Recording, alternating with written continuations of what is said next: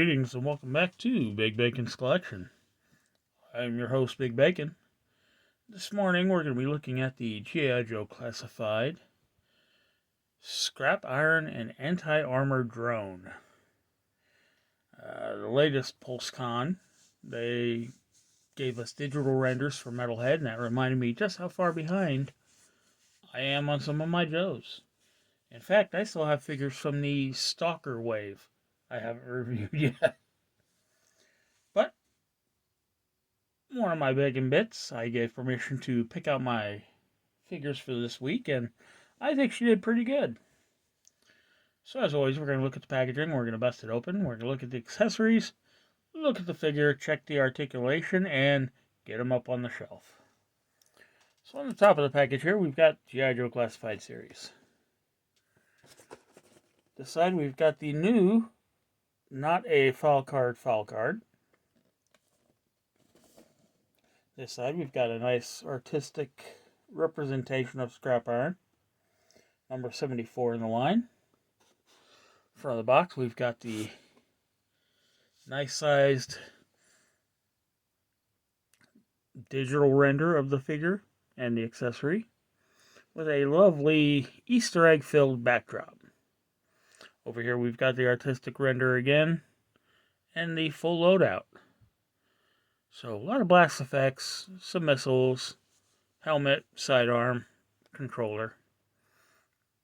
G.I. Joe Classified Series. Cobra, Scrap Iron, and Anti-Armor Drone. Cobra emblem, Don't Choke, the Virtue Signal, and Hasblo. Bottom of the box. The enlarged Virtue Signal. Right here on the back down below, we've got a buttload of stupid script. We've got a repeat of the specialties. Attributes, specialties. I don't know what exactly to refer to it as. Oh, yeah, I do. The Waste of Time. Up here, 74, Scrap Iron and Anti-Armor Drone. Over here we've got highlights of what to look forward to. Sculpted grenades, launching missile effects, and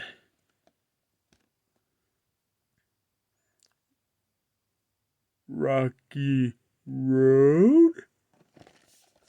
Over here we've got the measurement for the figure. It's 6.2 inches. There's the drone, his weaponry, and then all the effects for the drone. So, what do you say we stop wasting time and get to it? So we're just going to sit right here. Is that the only one? One piece of tape on the bottom? It is. So we've got the Pelican case, number 74 in the line, upside down Cobra, upside down 74, and Scrap Iron Anti-Armor Drone.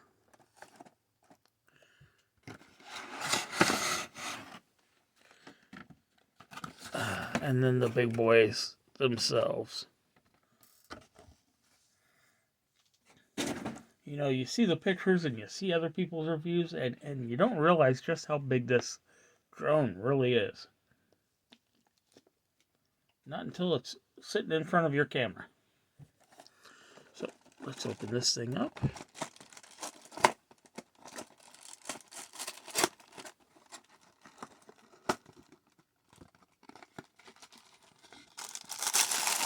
Lots of goodies in this one.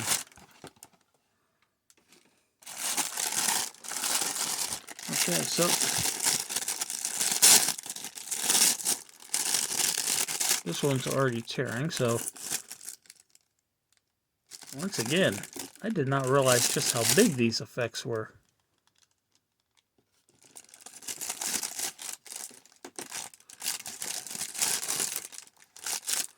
And it looks like I'm missing two more, so they gotta be in the other bag.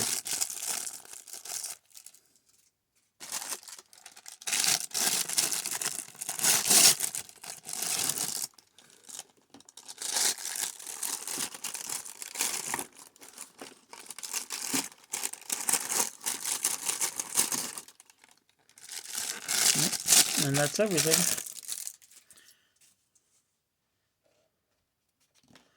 Okay, so we've got two of these. Well, this is like a concussion blast. The wave pushing outward. A lot of white color in here on the plume. It's done in this transparent orangish reddish color. I am colorblind, so if I'm off, please let me know. Now, there's a lot of overspray here. Like somebody airbrushed this thing. This one's got a strange combination of compression cloud plus actual blast. A lot of the blasts have that white sprayed up onto it. I don't even know what to classify these effects as. I mean, I'm not familiar with anything on Earth that actually looks like this.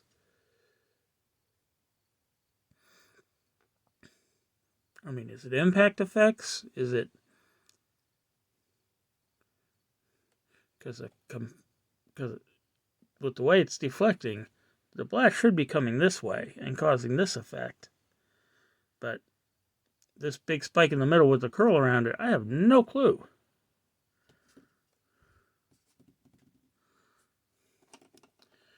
We have these, which are the launch effects.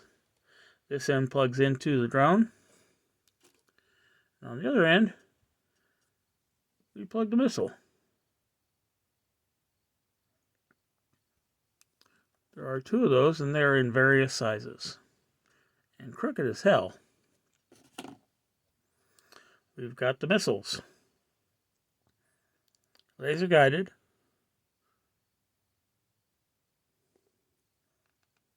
Don't know what those actually are referred to as. We've got a strange looking sidearm. Any normal sidearm would end there. This one's got an extra like couple inches on it. That's what she said. Hole for blast effects. Sculpting on it is not bad. In fact, it's actually quite nice.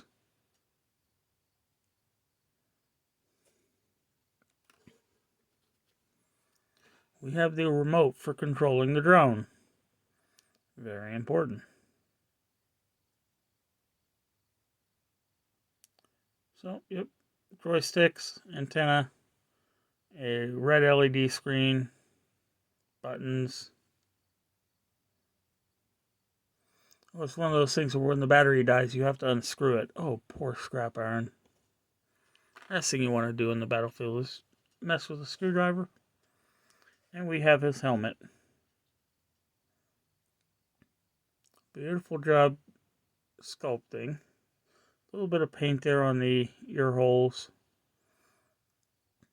Nice Cobra emblem on the forehead. Got some nice gloss black paint here on the visor itself. Oh no, quite nice. Now, are you ready for what I'm ready for? I think you are. Otherwise, you wouldn't be here.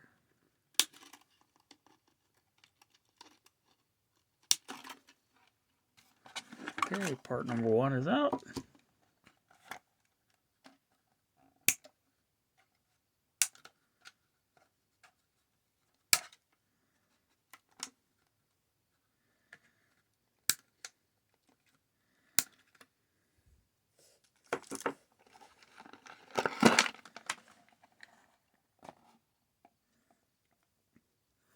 Okay, so the tracks for the drone. They are partially articulated. They do flex upon the ball joint at the connector here. They do twist independently of that point as well.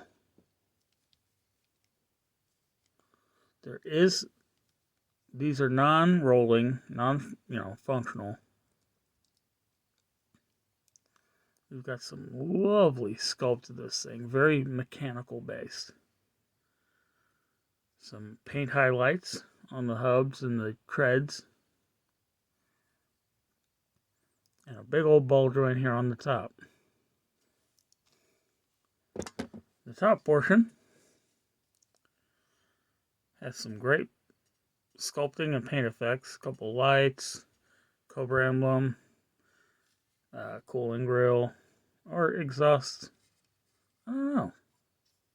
Yeah, I mean, smoke would have to come out somewhere. Anti-tank 02. Slots here on the side.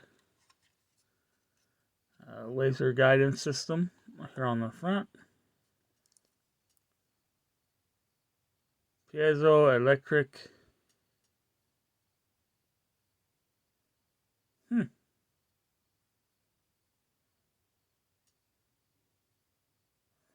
0904197200 Cobra.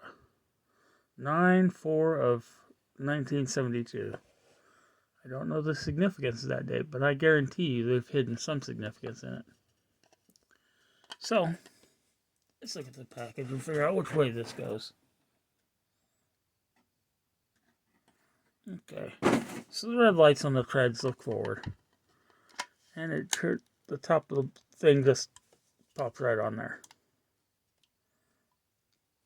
And as mentioned earlier, you can plug these effects into here. Plug a missile into it, and you have a launching missile effect. And because they are two different sizes,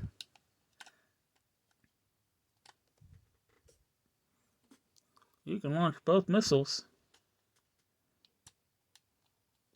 and have one heck of a launch effect. Very nice. Or you could just load each missile into its slot. Now, given how gummy some of those effect pieces are, I imagine that leaving it on display like that over time, you would get some droopage.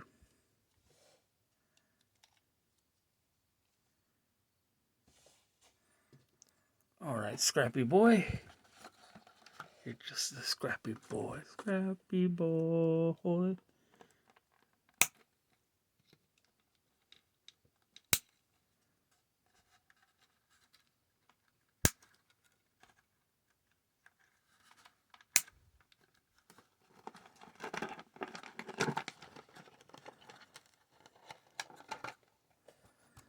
Looking at the back of the actual container, comes in, has a great big artist rendering of scrap iron.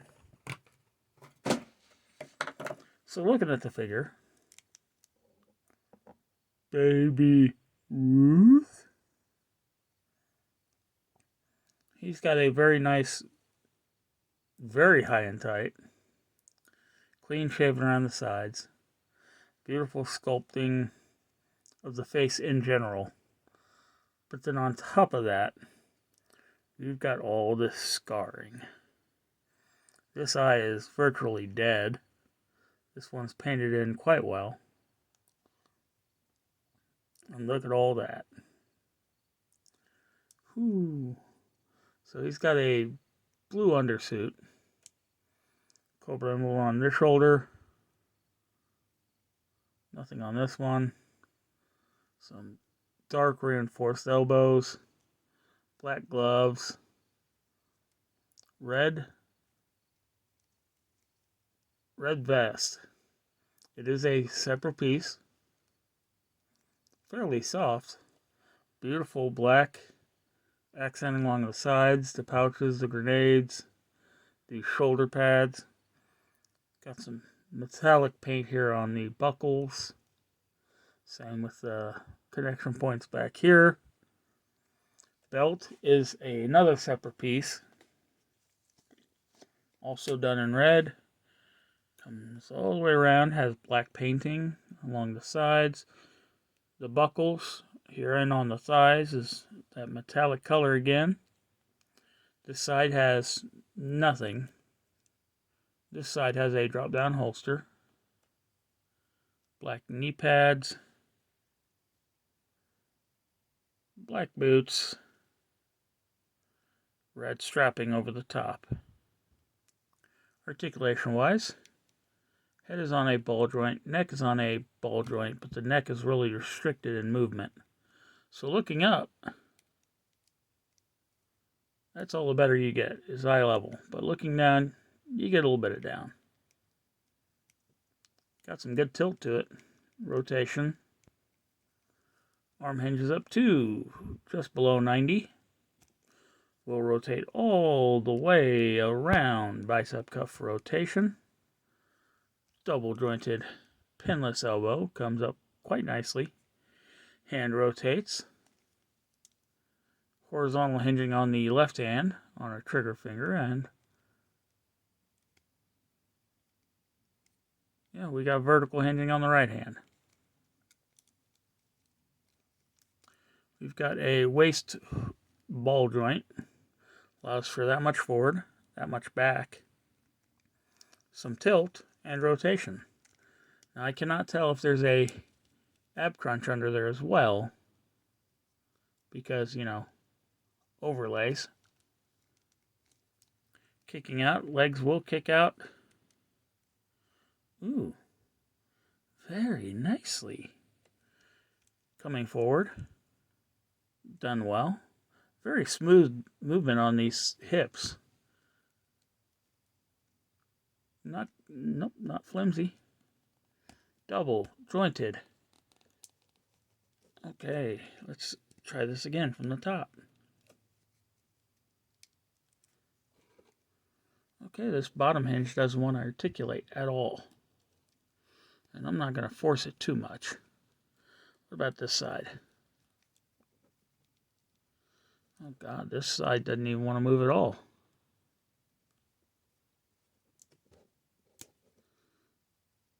Yeah, I cannot get either bottom joint to release. But using this as an indicator, we managed to get the knee this far on just the one joint. Not a whole lot of obstruction, so there should be full range for the knees once you get them broken loose. Boot cut for rotation. Ooh. Ankles don't want to play nice either. What about this side? A little bit better. Foot hinges back that far. Forward that far. Front facing pin for rocker.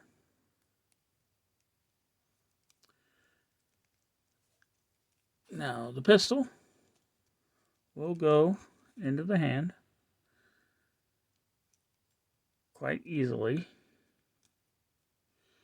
But be careful because the weapon is softer than the hand. So yeah, he will hold that well. Or you just slip it into the holster.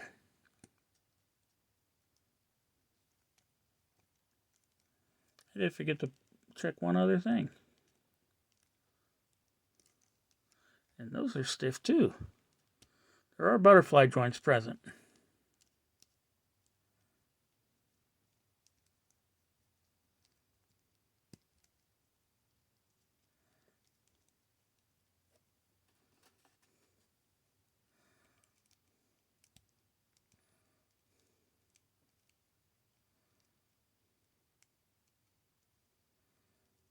Yeah, trying to dual hand this controller is a bit of a pain.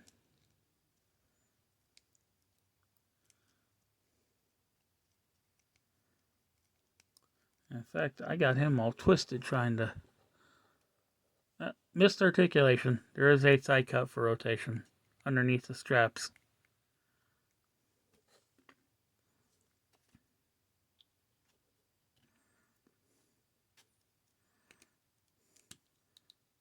A little bit of pressure will get that helmet down on there.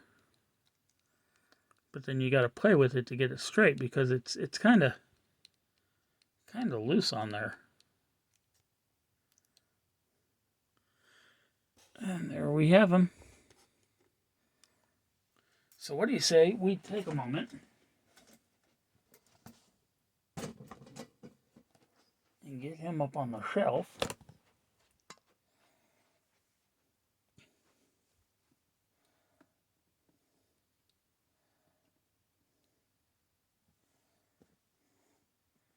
And there he is. Then we're going to take the drone and put it with the oversized accessories.